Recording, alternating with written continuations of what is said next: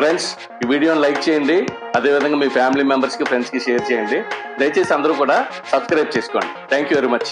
73కి స్వాగతం. ఈరోజు మనం తయారు చేసుకునే రెసిపీ వచ్చి సముద్రపు పండుగప్పని మనం కర్రీ కింద తయారు చేసుకుందాం. నేను ముందుగా ఈ చేపని శుభ్రపరచుకుని నేను కొంచెం పెద్ద సైజు ముక్కలుగా కట్ చేసి పెట్టుకున్నాను. ఇప్పుడు స్టవ్ పైన ప్యాన్ పెట్టుకుని ప్యాన్ వేడెక్కిన తర్వాత కర్రీకి సరిపడా ఆయిల్ని వేసేసుకుందాం.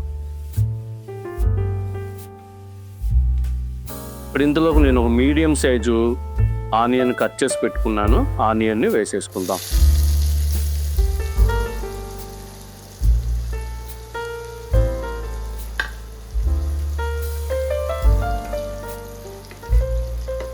ఇప్పుడు ఈ ఆనియన్ మనం దోరగా వేగిన తర్వాత నేను ఆల్రెడీ ఒక మీడియం సైజు ఆనియన్ని పేస్ట్ చేసి పెట్టుకున్నాను. ఆ పేస్ట్ కూడా వేసేసుకుందాం.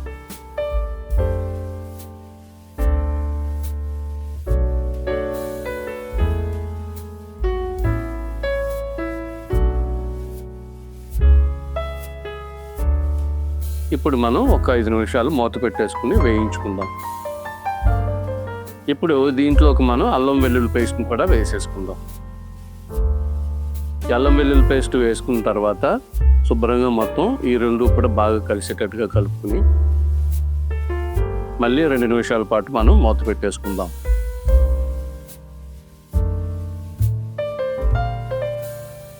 లో ఫ్లేమ్లో మనం దీన్ని ఫ్రై చేసుకోవాలి, లేదంటే మాత్రం చేదు వచ్చేస్తుంది.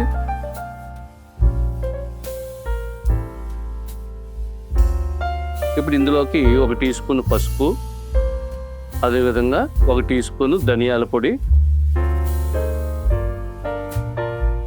ఒక పెద్ద స్పూన్ తోటి కారం కూడా వేసుకుందాం.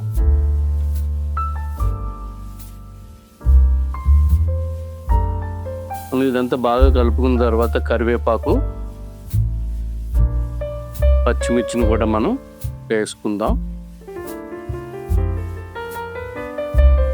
పచ్చిమిర్చిని కూడా వేసేసుకుందాం.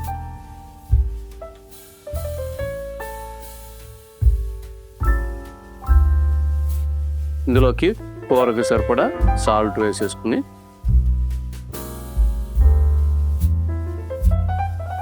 ఇప్పుడు ఒక టమాటాన్ని నేను చిన్న ముక్కల కింద కట్ చేసి పెట్టుకున్నాను.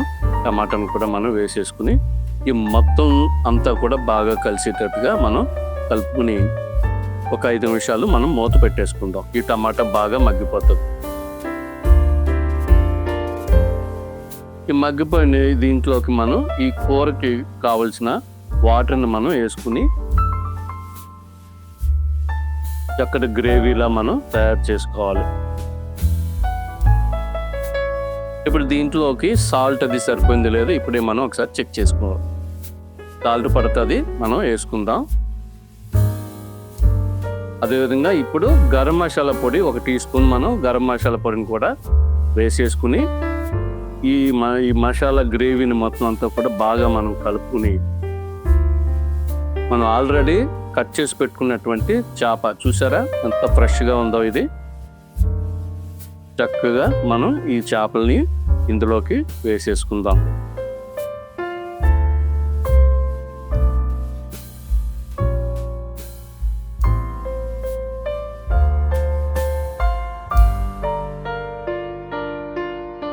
చేపల్లో రారాజుది పండుగప్ప, ఇది హెల్త్ కూడా చాలా మంచిది.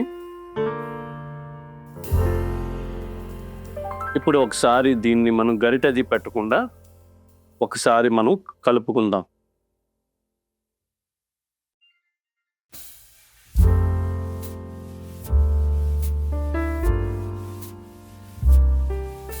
మూత పెట్టేసి